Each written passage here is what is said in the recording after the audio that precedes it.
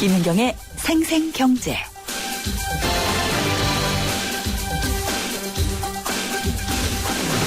안녕하십니까, 김윤경입니다.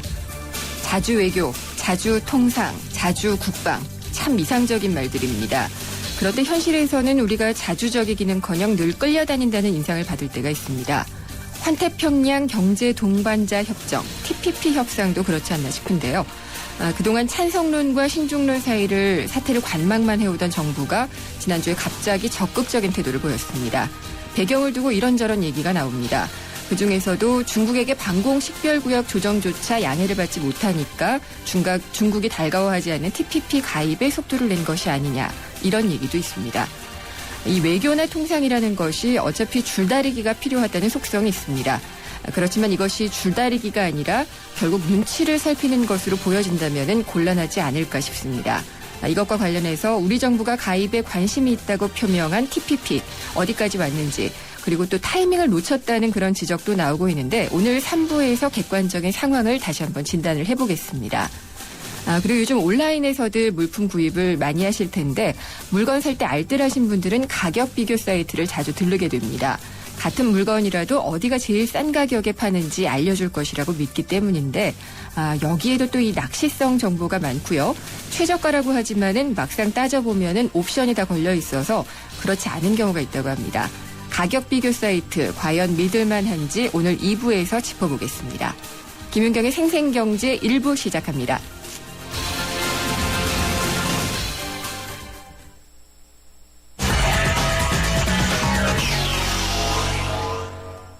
네, 오늘 증시 상황 어떤지 SK증권 본사 영업부의 김춘석 부장 연결해서 자세한 얘기 들어봅니다. 안녕하십니까? 네, 안녕하십니까? 예, 12월이 시작됐네요. 네. 예, 근데 시장 상황이 그다지 이렇게 시원해 보이지는 않는 것 같아요. 예, 날씨는 좀 풀렸다는데 시장은 얼어붙고 있습니다. 예. 오늘 말씀하신 것처럼 외국인이 한 548억 정도 매수를 보였는데요. 오히려 이제 투신 쪽과 연기금의 매도가 나오면서 주가는 한 14% 정도 빠져서 2030포인트를 지키면서 끝났습니다. 특히 이제 투신 같은 경우는 1233억을 매도를 해서 상당히 큰 폭의 매도를 보여줬고요. 특히 이제 또 환율이 또 1057원대까지 내려가는 그런 모습을 보여서 아무래도 원에는 환율에 대한 어떤 우려감을 좀 올리지 않았나 하는 그런 부분이 있을 것 같습니다. 일단 업종별로는 철강, 금속, 전기 쪽 올랐고, 남은 전부 약세를 보이는 모습을 보였고요. 특히 이제 시가총 상위 업종 쪽에서는 포스코가 상승폭을 상당히 확대를 했고요. 그다음에 현대모비스, SK텔레콤 정도가 올라갔고, 반면에 KT 같은 경우는 낙폭을 상당히 키워서 한 7% 정도의 하락을 보이면서 끝났습니다. 네, 외국인들이 매수세는 이어간 것 같던데 규모가 상당히 줄었다고 하더라고요. 540억 정도니까 그렇게 많이 줄인 편은 아닌데, 네. 선물 쪽에서 이제 매도가 상당히 많이 나왔습니다. 네. 그래서 결론적으로 웹드독이라고 하는데 선물이 현물을 흔든 그런 경우도 좀 보인 하루였다, 이렇게 말씀드릴 수 있을 것 같습니다. 꼬리가 몸통을 흔드는. 네, 그런 경우였군요. 예. 근데 이 철강이나 전기가스 이런 업종들이 조금 오른 데는 특별한 배경이 있을까요? 특별한 배경이 있다기보다는 아무래도 방어적인 역할을 했다고 볼 수가 있겠고요. 특히 포스코 같은 경우는 아무래도 계절적인 요인으로 철강 수요가 좀 늘어날 수 있다라는 그런 점이 좀 작용을 한 걸로 보여지고 있습니다. 네, 코스닥 시장은 어땠나요? 코스닥 시장도 역시나 안 좋았습니다. 거래소 시장보다는 더 안 좋았다, 이렇게 말씀드릴 수 있을 것 같은데, 전반적인 약세 흐름을 보였습니다. 그러니까 코스닥 같은 경우도 코스닥에는 외국인들 매도세가 오히려 집중이 됐어요. 네. 한 200억 정도 매도가 나왔고요. 그러다 보니까는 개인들만 사가지고는 역부족인 그런 모습을 보여서 거의 전방위적으로 빠지는 그런 모습을 보였습니다. 군데군데 예를 들어 롯데관광개발이라든지 이렇게 군데군데 몇 개 정도는 상승하는 모습도 보였는데, 대부분 하락했다, 이렇게 말씀드릴 수 있을 것 같습니다. 이 코스닥에서는 또 오늘 눈에 띄는 게 대선 출마 선언은 아직 하지 않았지만 예. 문재인 테마주, 정치 테마주 움직임이 상당히 좀 돋보였던 것 같아요. 이제 시장이 이제 좀 안 좋은 모습을 보이고 있을 때는 대부분 이제 테마라고 하는 것들이 나오는데요. 네. 보게 되면 좀 연관성이 좀 떨어지는 게 많죠. 단지 이제 일과성인 재료라고 보여야 될 것 같은데요. 말씀하신 것처럼 이제 문재인 전 민주당 대선 후보가 다시 출마할 수 있다라는 어떤 뉘앙스를 풍겼지 않습니까? 네. 그런 것도 있었고, 그다음에 내일 또 안철수 전 대선 후보가 또 다시 정치를 재기하는 창당 수순을 밟겠다라는 얘기도 나오고요. 그러다 보니까 이제 그쪽 관련된 종목들이 좀 움직였다, 이렇게 말씀드릴 수 있을 것 같습니다. 네, 이 테마주라는 게 항상 이게 위험하다라고 말하기도 어렵고, 어떻게 보면은 또 이게 남기는 사람은 또 남길 수 있는 주식이긴 한데 대부분 개인들은 뒤에 들어가잖아요. 어떻게 봐야지 될까요? 이게 다 투자에는 정답은 없습니다. 네. 그 지금 말씀하신 것처럼 뭐 테마주에 들어가서 이익 보시는 분도 있고 손해 보시는 분도 있는데 중요한 건 그거가 있죠. 타이밍이거든요. 네. 그러니까 본인이 판단을 해서 적절한 타이밍을 잘 잡아야 되는데 일반인들은 그건 상당히 참 어렵다고 봅니다. 그래서 네. 리스크가 상당히 많은 투자법이기 때문에 테마주의 접근 쪽은 조금 자제하는 게 좋지 않을까. 좀 정상적인 종목군 네. 쪽으로 가는 게 좋지 않을까. 그런 생각을 해봅니다. 특히나 정치 테마주는 더 그럴 위험성이 있다라고 얘기를 해도 될까요?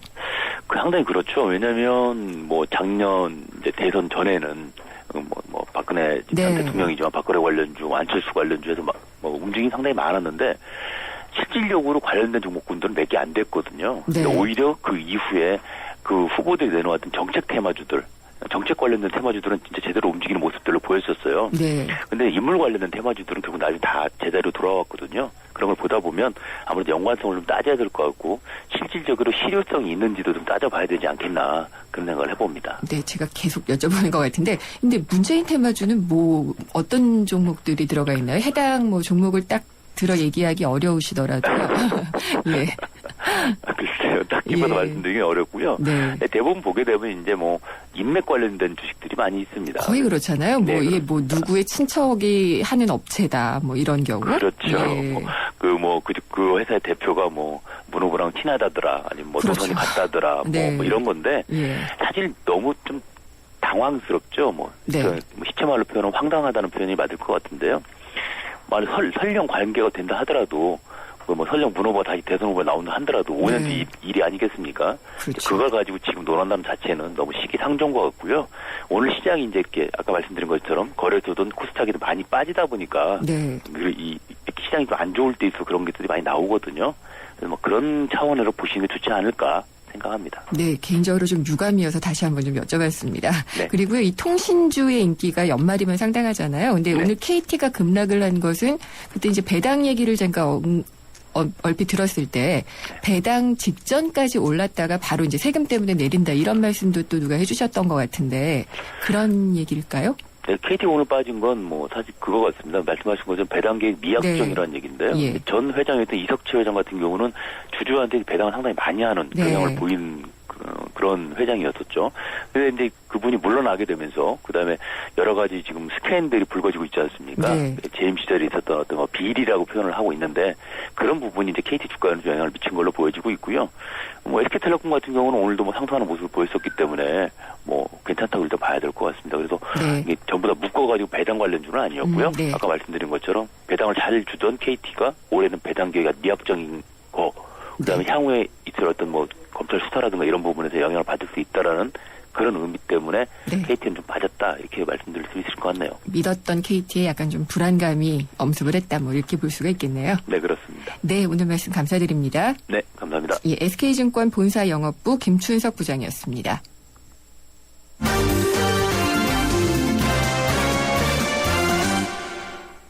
네, 오늘의 경제 뉴스 알아보겠습니다. 한국일보 산업부의 이성철 부장님 연결하겠습니다. 안녕하십니까? 안녕하세요. 네. 오늘 소식 중에서 이제 상장사들의 실적 부진이 눈에 띈다 이런 네. 얘기가 있는데 계속 그런 것 같다는 생각 좀 들고요. 예, 한국거래소하고 이제 상장사 협의회가 연결재무제표를 낸 유가증권 시장의 12월 결산법인들을 대상으로 조사를 했더니 올 1월부터 9월까지 매출이 작년 같은 기간보다 한 2% 정도 늘었습니다. 영업이익도 한 5% 정도 증가를 했고요. 그런데 이제 순이익은 한 2.8% 정도 감소한 걸로 나왔습니다. 결국은 장사를 잘 못한 거네요. 그렇죠. 네. 예, 전기전자 쪽, 그러니까 삼성전자로 대표되는 이 전기전자 쪽 매출은 늘었습니다만은 이 철강, 뭐 석유화학, 조선 이런 쪽의 업황 개선이 계속적으로 지연이 되고 있고 여기다가 최근에 이제 환율이 떨어지면서 관련된 이 환율로 인한 손실도 커지고 있다 이렇게 설명이 된 것 같습니다. 네. 전체적으로 보면은 4개 회사 중에 1개 회사, 유가증권 시장 같은 경우에요. 그러니까 상장사 4곳 중에 1곳 정도가 적자였던 것 같고, 코스닥 같은 경우는 좀 더 심해가지고 3곳 중에 1곳 정도는 적자 상태인 걸로 보여지는데 네. 뭐 늘상 나오는 얘기지만 이 삼성전자 실적에 가려가지고 이 상당 부분 착시가 빚어지는 부분들이 많습니다. 네. 삼성전자 그다음에 삼성전자와 유관된 이 업종에서는 뭐 상당히 실적이 좋겠습니다만 거기를 빼면은 사실 지금 성장 자체가 과연 플러스나 가능할까 하는 생각이 들 만큼 나머지 업종은 굉장히 지금 지지부진한 게 현실이죠. 네. 그렇습니다. 여기에서도 상당히 양극화 현상이 심각한 것 같고요. 네. 그리고 물가만 보면은 뭐 아직 이게 디플레이션이다라고 얘기하기는 어렵지만은 계속 0%대로 안정이 돼 있잖아요. 매우 네. 안정이 되어 있는 것 같아요. 이 안정을 네. 우리가 기쁘게 생각해야 될지 걱정스럽게 봐야 네. 될지가 이제 논란인데요. 일단 오늘 발표한 통계청 이 소비자 물가 동향 자료를 보면 11월 소비자 물가 상승률이 전년 동월 대비 0.9입니다. 네. 지난달이 0.7이었고요. 뭐 조금 올라가긴 했습니다만은 3개월째 어쨌든 1% 미만, 0%대에서 움직이고 있습니다. 이렇게 물가 상승률이 1% 미만에서 놀았던 게 1999년 7월부터 9월 사이 한 14년 만에 처음이라고 그럽니다. 네.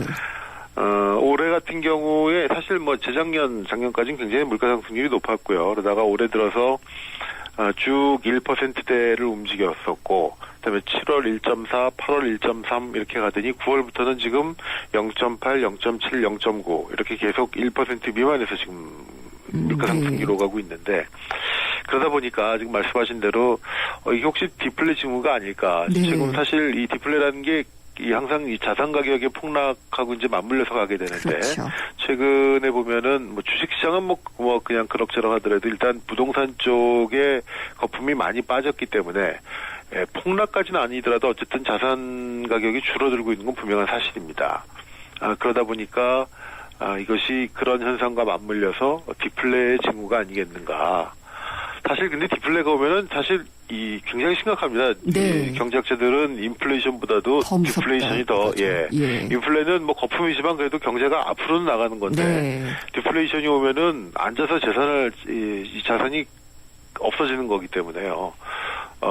굉장히 위험한 상황이 되고 그야말로 버티기가 힘든 굉장히 심각한 국면이 벌어질 수가 있고, 뭐 대표적인 것이 일본의 잃어버린 식량, 네. 뭐 이런 걸 얘기할 수가 있겠죠. 그리고 디플레이션이 더 깊어지면은 그야말로 과거 30년대 대공황과 같은 끔찍한 사태가 올 수가 있는데, 그렇기 때문에 사실 이 디플레이션은 훨씬 더 처방도 어렵습니다. 인플레가 오면은 뭐 금리 올리고 재정 네. 긴축하고 해서 막을 방법도 있지만, 디플레는 일단 막 지갑을 닫기 시작하게 되면은요, 무슨 방법을 써도 소비자들이 지갑을 안 엽니다. 네. 미래가 불안하니까 점점 더 저축만 하려고 들고 점점 더 소비는, 그러니까 악순환의 골로 빠지는 거기 때문에 디플레는 분명히 위험하고 막아야 된다라는 것. 그래서 이 버냉키 전 페드 의장 같은 경우는 아직은 전이 아니죠. 예.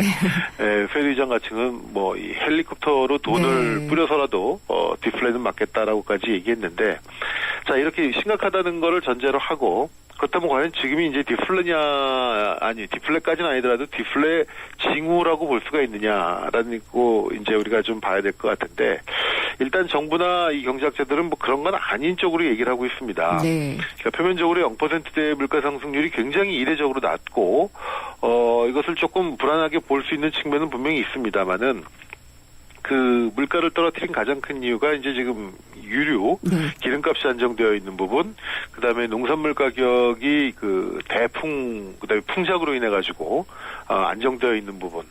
그러니까 원래 이 농산물하고 석유류 가격 같은 경우는 워낙 이 변동이 심하기 때문에 네. 우리가 이 측정을 할 때 근원 인플레라고 그래가지고 요 두 가지는 빼고 지금 보통 측정을 하는데요. 빼고서는 얼마나 되나요? 지금 물가 상승률이? 1.8이 나왔습니다. 네. 11월 근원 물가가 전년 동월 대비 1.8%. 그러니까 전체 소비자 물가는 0.9인데요. 네. 근원 소비자 물가면은 1.8입니다. 그리고 이거는 전월 대비 오히려 0.3% 올랐습니다. 네. 그러니까 그런 측면에서 본다면은 근원 물가 1.8이면은 상당히 안정되어 있다라고 얘기할 수 있을지언정, 이걸 가지고 디플레 아니냐 이렇게까지 걱정할 건 아니라는 것이죠. 네. 그리고 통계청 쪽에서도 지금 농산물하고 석유류 가격만으로 지금 만들어진 부분들이 많기 때문에 이걸 디플레로 얘기하기가 상당히 거리가 있고, 또 이 농산물하고 석유류 부분을 빼면은 다른 쪽은 공공요금을 중심으로 해서 오히려 가격이 물가가 오르는 양상을 보이고 있기 때문에 네. 디플레를 걱정할 단계는 아니다 그렇게 얘기를 하고 있습니다. 발표될 때마다 얘기를 하게 되는 부분인데 네. 사실 이게 유류 가격은 작년까지 또 엄청나게 올랐기 때문에 올랐었죠? 예. 반기저 효과 같은 게 좀 있는 것 같고요. 네, 농산물이나 식료품 가격은 우리가 체감하는 물가 상승률이 또 굉장히 높잖아요. 그렇죠. 예, 그러니까 이 통계 방법에도 상당히 좀 많은 수정이 있어야 되지 않을까 이런 생각이. 우리가 사실 예. 너무 3% 4% 물가에 익숙해져가지고요. 이 1% 밑에 내려오면 굉장히 어색하죠. 굉장히 일본 어색한데 같이 가는 것 같고, 예. 사실은 선진국들은 네. 물가가 다 1%, 2% 네. 요전에서 움직입니다. 사실 이걸 가지고 디플레라고 하면은 조금 어폐가 우리가 너무 있는, 그동안 네. 고물가에 익숙해져가지고 겁을 먹는 것 같은데 그런 건 아닌 것 같습니다. 그게 이제 고성장과 고물가가 같이 가게 마련인 부분이 있잖아요. 네. 그렇기 때문에 그런 것 같아요. 성장률에 대해서도 우리가 낮아지니까 너무 걱정을 하게 되고. 네, 이제 어떻게 예. 보면은 최근에 나온 보고서를 보니까요. 이 뉴노멀이라는 얘기가 나오면서 네. 이 새로운 정상 상태가 온다 이런 얘기를 제가 봤는데 네. 그러니까 쉽게 말해서 지금의 어떤 저물가, 저성장, 네. 저금리 이것이 이례적인 현상이 아니라 앞으로는 이거 자체가 하나의 새로운 정상 상태가 될 것이다. 네. 그러니까 여기 익숙해져야 된다. 그러면서 이제 뉴노멀 얘기를 한 보고서도 제가 본 적이 네. 있습니다. 그게 이제 진짜 온다 이런 생각이 들더라고요. 네. 아마 채권왕이 얘기를 했던 것 같은데. 네. 그렇습니다. 그리고 대미 무역 흑자. 여전히 이거는 계속 좋은 것 같아요. 네, 예, 대미무역흑자가 지금 작년 올해 연속 2년 연속 사상 최대 기록을 경신할 가능성이 굉장히 높습니다. 지난달까지 대미무역흑자가 181억 달러였는데요. 네. 작년 연간이 152억 달러였으니까 많네요. 굉장히 많고 아마 네. 지금 추세로 가면은 뭐 200억 달러도 넘어올 것 같은데 지금 대미무역흑자가 2004년에 141억 달러, 2008년에는 80억 달러로 쭉 줄어들다가 지금 계속 올라가고 있습니다. 네. FTA 이후에. 우리나라 같은 경우에 지금 미국 입장에서 보면은 8번째로 큰 무역 적자국이라고 합니다. 네. 사실 뭐 무역을 해서 돈을 많이 버는 건 좋죠. 우리가 특히 FTA를 해가지고 미국에 많이 물건을 네. 파는 건 좋은 일인데 문제는 이런 식으로 만약에 대미무역 흑자가 커지게 되면은 필히 미국이 이걸 문제 삼고 나올 겁니다. 그렇죠. 통상 압력 강화하고 가장 직접적으로 환율 절상 압력을 더욱더 노골화 할 네. 것이고요. 그리고 대미 수출 품목들 현재 팔고 있는 우리나라 품목에 대한 여러 가지 이 비관세적인 방법의 어떤 무역 보복들 이런 네. 것들이 굉장히 많을 겁니다. 아마 뭐 최근에 삼성전자가 애플에 소송을 벌이고 있고 거기서 이 사실 현지 분위기상 굉장히 그 삼성전자가 이 배타적인 취급을 받고 있는 것도 아마 이런 늘어나는 이 대한 무역 적자 미국 입장에서 네. 그런 것들이 깔린 게 아닌가 싶은데 어쨌든 뭐 그렇다고 이걸 인위적으로 조절할 수 있는 문제는 아니고요. 아마 지금 이렇게 대미 무역 흑자가 커지면 아마 점점 더 커지게 될 미국 측의 환율 내지는 네. 이 무역 공세 이런 부분에도 또 대비를 해야 되지 않을까 싶습니다. 그게 이미 시작되고 있잖아요. 지난번에 환율 조작국처럼. 환율 보고서도 그런 거죠. 네, 네. 얘기를 했었고 그런 걸 보면은 이런 부분은 항상 이제 그 상대가 있는 것이기 때문에 대비를 참 잘해야 된다 이런 생각을 좀 해봅니다. 네. 예, 오늘 말씀 감사드립니다. 한국일보 이성철 산업부장이었습니다. 생생경제 1부 함께 하셨습니다. 2부에서는 가격 비교 사이트에서 나오는 가격들의 선택사항이 다 붙어 있어서 고지고대로 믿기는 어렵다. 이런 내용을 자세히 알아보도록 하겠습니다. 저도 최저가라고 해서 클릭해서 들어갔다가 속았다. 이런 느낌 느끼는 적이 종종 있거든요. 잠시 후 2부에서 뵙겠습니다. 문화인사 60인이 선정한 올해의 콘서트 1위. 올해 최다 도시 공연 관객동원 1위. 저력의 가원 조용필 그가 돌아온다. 2013 조용필 전국 투어 콘서트 헬로우 앵콜 공연 12월 7일과 8일 부산 빅스코에서 12월 13일부터 15일까지 서울 올림픽공원 체조경기장에서 무대 위의 작은 거인을 만나실 수 있습니다. 가왕 조용필과 함께 다사다난했던 2013년을 행복하게 마무리하시길 바랍니다. 티켓 예매는 인터파크 1544-1555.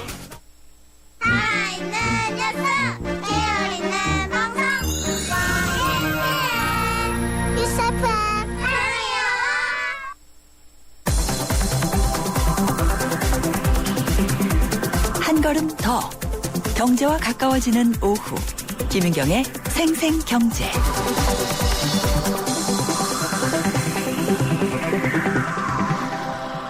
세상의 베이스가 되다 포스코 협찬으로 김윤경의 생생경제 2부 시작합니다.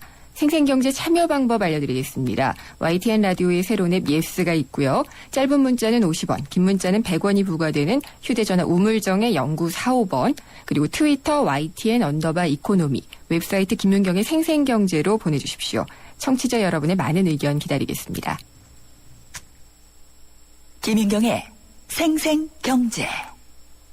여러분 물건 살 때 어디서 사십니까? 저 같은 경우에는 원래는 온라인 구매를 별로 좋아하지 않았었는데요. 육아용품을 사면서부터 온라인 구매를 많이 하게 됐습니다.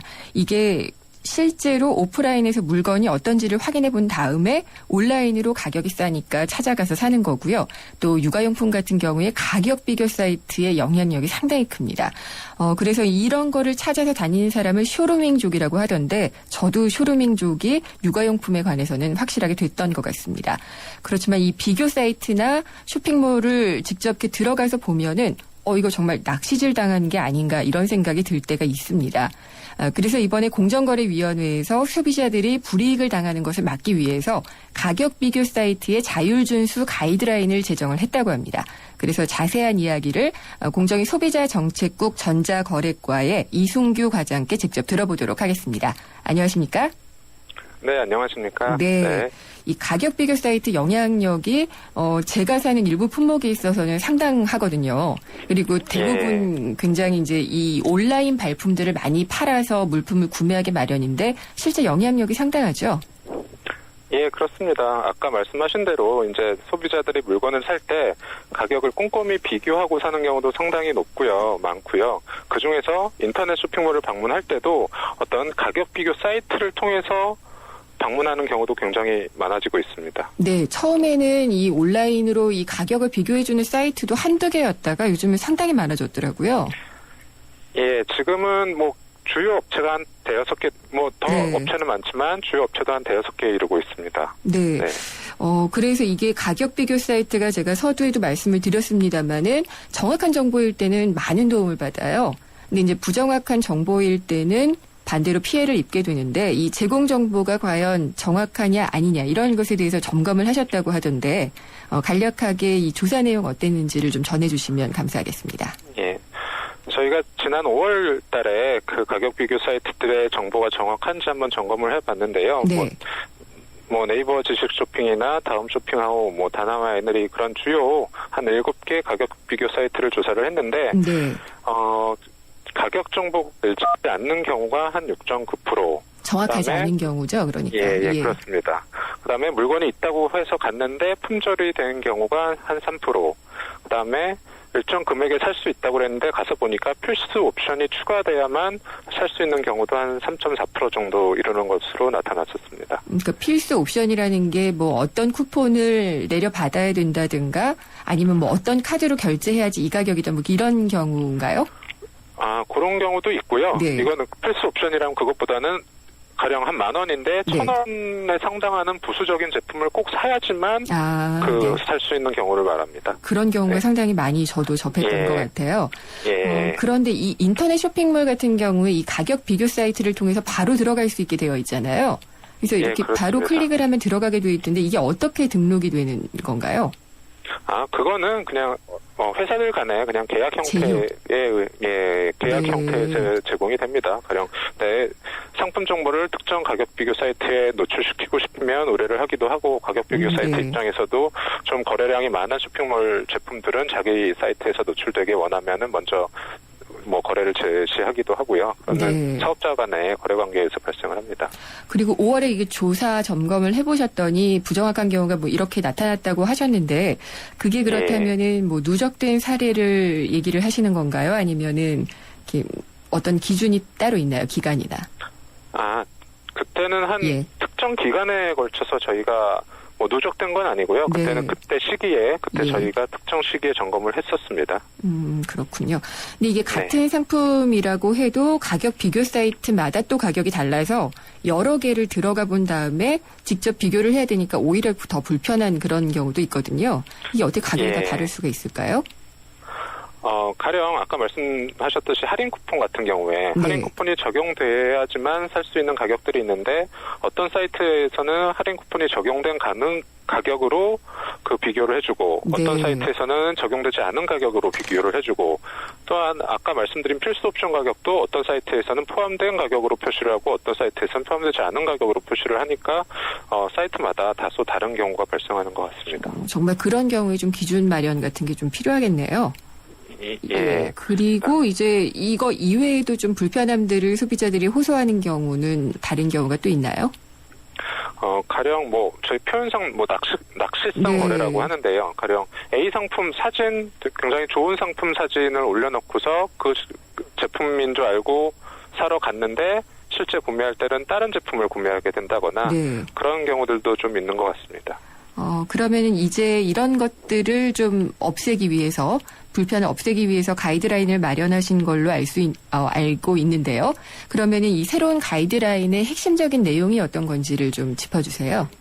네. 그래서 아까 말씀드렸듯이 이제 어떤 기준이 되는 가격을 좀 선정해야 될 것 같습니다. 네. 그래서 기본 기준을 비교를 위한 기본 기준을 모든 이용자에게 동일하게 적용되는 가격을 기본 비교 기준으로 하도록 하였습니다.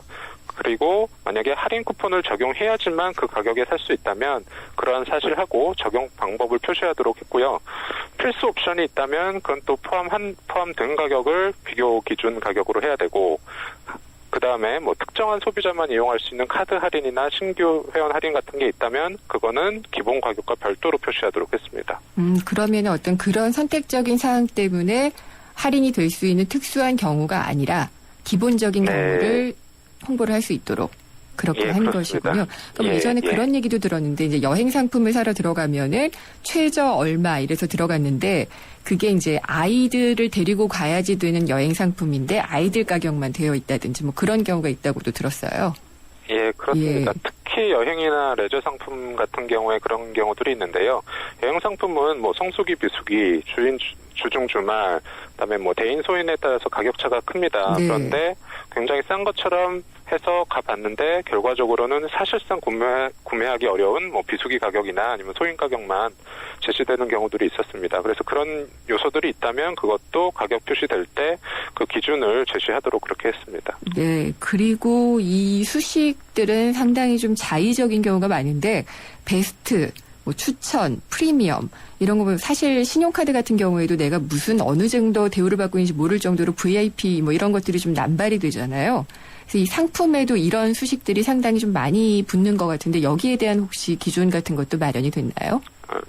예, 그렇습니다. 그러니까 베스트, 프리미엄, 보통 이런 네. 용어들을 소비자들이 접하면 굉장히 품질이 좋거나 인기가 많거나 이렇게 그렇게 보죠. 인식하게 되는데요. 네. 사실 살펴보면 기준이 불분명한 것도 아니고 아예 기준이 없이 그냥 베스트, 특별한 이유가 없이 베스트 이렇게 써놓은 경우들도 있습니다. 그래서 그에 대해서는 가령 품질 테스트를 했다면 그 결과라든지 전문가 추천이 있었다면 그 근거라든지 아니면 판매량, 방문자 수 이런 객관적인 기준을 제시하도록 그렇게 했습니다.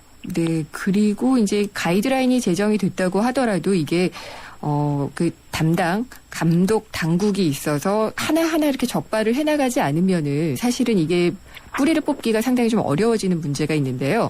또 소비자들 입장에서 간단하고 작은 물건을 샀다거나 이러면은 하나하나 또 신고하기도 귀찮은 경우도 또 생기고요. 예, 그렇습니다. 예, 그래서 이런 부분을 좀 개선하기 위한 그 조치도 있는지요? 예.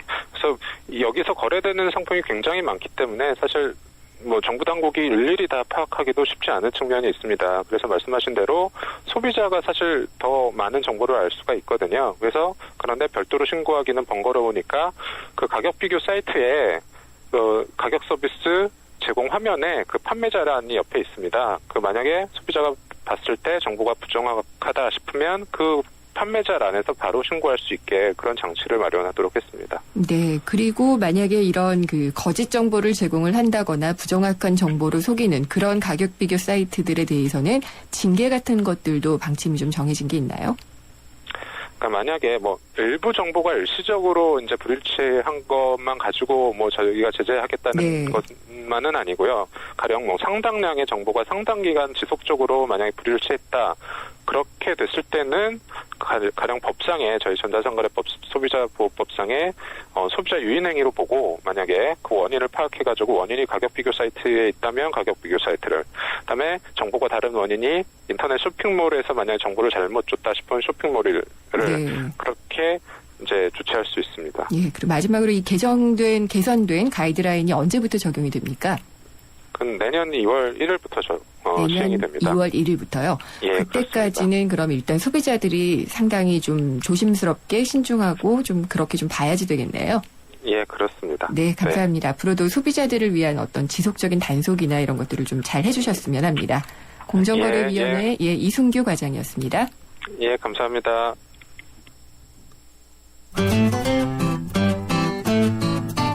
생생경제를 다양하게 만나는 방법.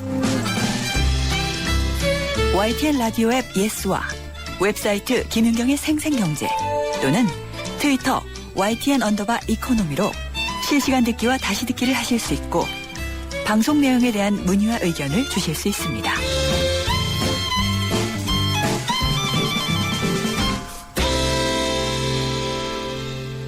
네, 차이나 포커스 시간입니다. 미중 산업경제연구소 조용찬 소장님 모셨습니다. 안녕하십니까? 예, 안녕하십니까? 네, 요즘 하여튼 중국 얘기는 제일 핫 이슈인 것 같기는 해요. 근데 오늘 얘기해 주실 것들을 또 사자성어로 꼽아오셨죠? 네, 오늘은 순망, 치안이라는 사자성어를 뽑아왔는데요. 네. 입술순, 이를망, 이치, 찰 한자입니다.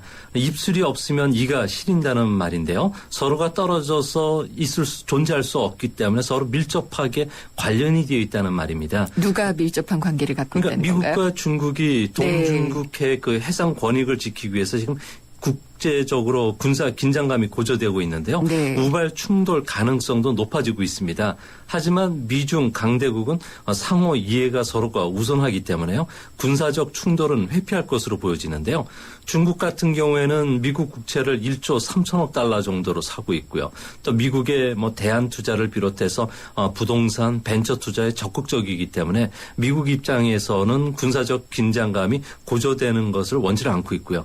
더욱이 중국 입장에서 보더라도 중국의 위안화의 국제화 그리고 산업 고도화 또 앞으로 금융시장의 개방에 미국 역할이 없으면은 선진국 진입을 할 수가 없기 때문에 네. 서로가 원하는 만큼 극단적인 그 전쟁으로 치달을 가능성은 없다는 측면입니다. 결국은 불가분의 관계에 있다. 이런 말씀이시네요. 네, 그렇죠. 그리고 중국이 지금 우리에게 핫 이슈인 것 중에 하나는 이제 동중국해 설정한 방공식별권 때문인데 이게 이제 동북아 지역의 군사적인 긴장감을 고조시키고 있다라고 해석을 하고 있는데 미중 간의 군사적 긴장은 그럼 얼마나 긴장이 된다라고 볼 수가 있을까요?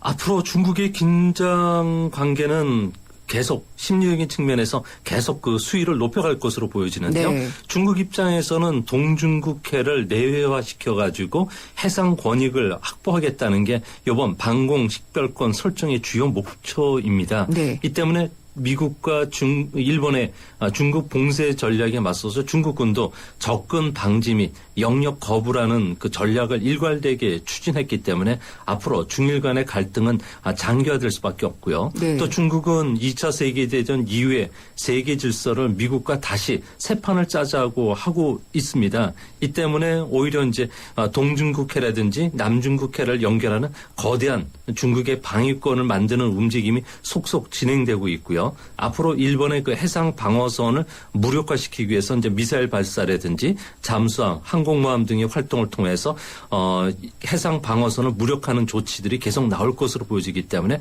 중국과 일본 간의 군사적 위기감은 앞으로도 계속 높아질 것으로 보여집니다. 네, 이렇게 싸우고 있는 걸 보면은 자오이다오도 그렇고 중국이 일본을 좀 우습게 보는 게 아닌가 이런 생각이 들 정도인데 그러면은 이게 조금 더 커질 수도 있는 가능성을 얘기를 하셨는데 결국은 이제 일본은 미국에 붙고 그래서 미중 간의 갈등으로 G2 간의 갈등으로 갈 가능성은 없을까요? G2 간의 갈등 관계로 가기에는 아무래도 중국 입장에서는 그 미중 간의 상호 이해가 우선이기 때문에요. 네. 군사적 충돌을 서로가 피해가려고 할 수밖에 없고요. 대신 미국과 군사적인 긴밀도를 높여가고 있는 일본에 대해서 대립의 화살이 방향을 돌릴 가능성이 높습니다. 네. 이렇게 되면은 중국은 올해 하반기부터 일본에 투자했던 직접 투자를 비롯해서 자본시장에 대한 투자 자금을 회수하고 있는데요. 이 때문에 내년에 우리나라에는 차이나 머니가 일본에서 이탈된 자금들이 좀 유입될 호재도 갖고 있습니다. 예. 이뿐만 아니라 동북아 지역은 아무래도 다른 지역보다도 마찰 요인이 많은데요. 뭐 역사 관계라든지 영토 문제, 북한 핵 문제와 같은 갈등의 골이 깊기 때문에 미중 간에 네. 갈등이 좀 깊어진다면은 북한이 오판을 하고서 오히려 그 공세적으로 그 군사력을 좀 도발할 가능성도 있다는 점에서는 네. 아무래도 그 한반도의 지정학적 문제에도 영향을 끼치지 않을까 보여집니다. 그건 북한의 오해겠죠. 네, 예. 당연히 그렇겠죠.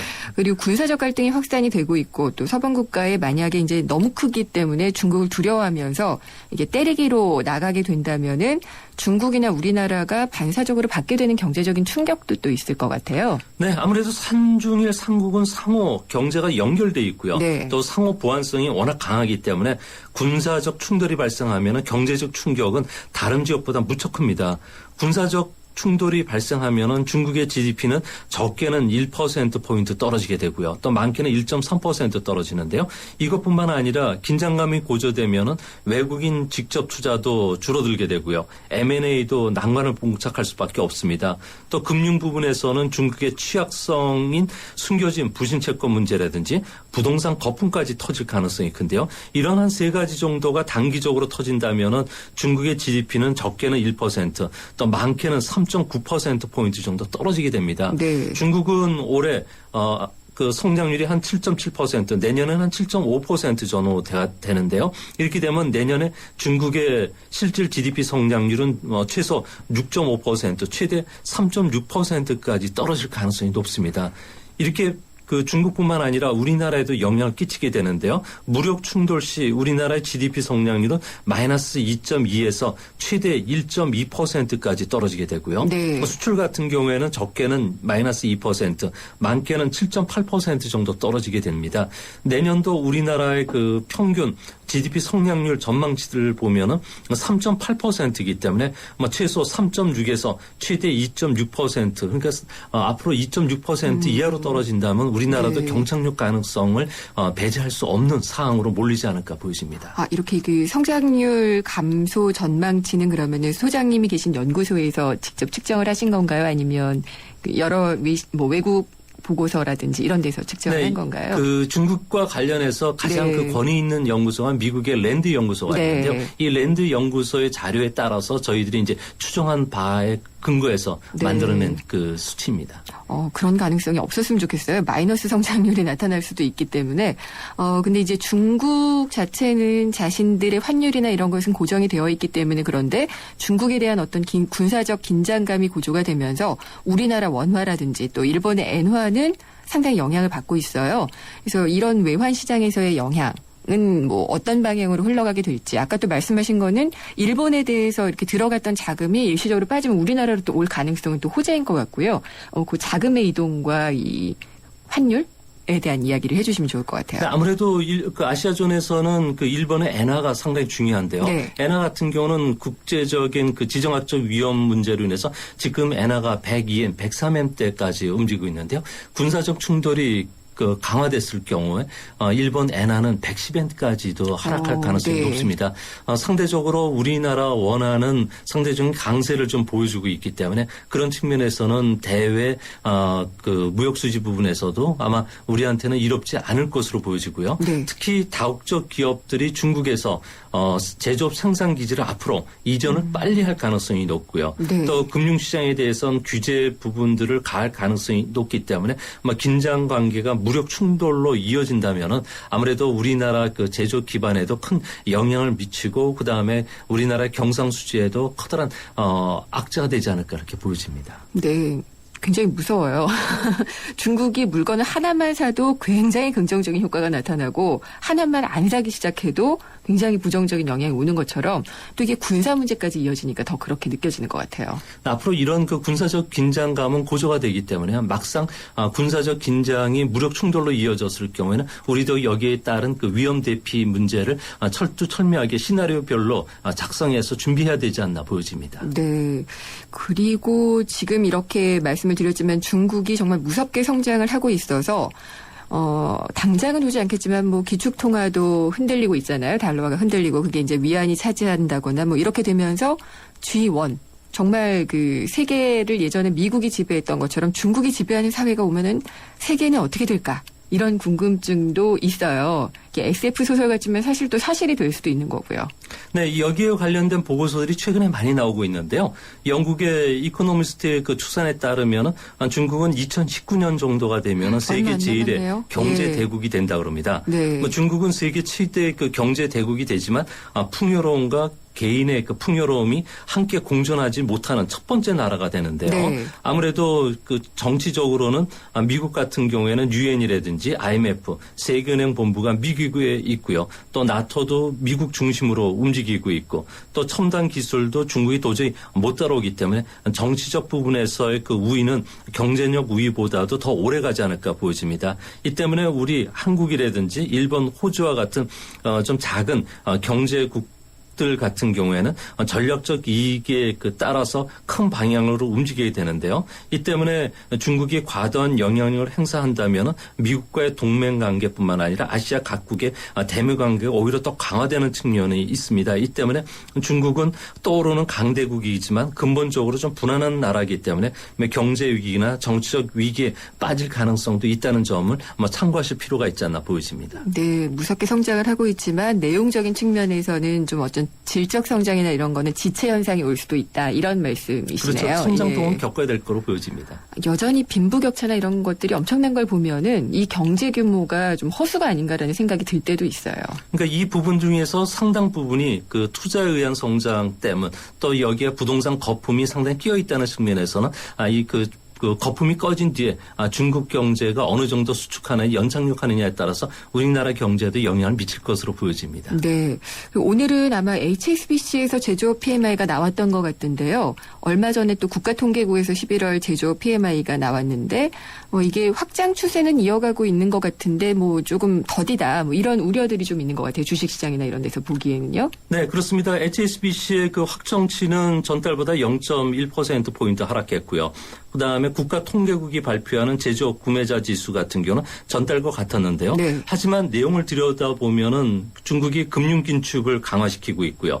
공급 과잉 산업에 대한 구조 조정하는 가운데 제조업 경기가 당초보다 약화될 거로 봤지만 오히려 그 의외로 강력함을 보여주고 있는데요. 네. 중국의 그 제조업 PMI 중에서도 생산 지수라든지 고용 지수 같은 경우에는 좋기 때문에 앞으로 중국이 내수 주도의 경기 회복세가 당분간 진행되지 않을까 보여집니다. 네. 또 PMI로 추정해 보면 4분기 중국의 GDP 성장률은 7.7% 전후로 3분기보다는 소폭 둔화되겠지만 올해 성장률 목표인 7.5%로 상회한다는 점에서는 경기 그 연착륙은 계속 진행되는 것으로 보여집니다. 네, 알겠습니다. 제조업에 있어서도 크게 걱정할 것은 없다라는 그런 말씀이셨고요.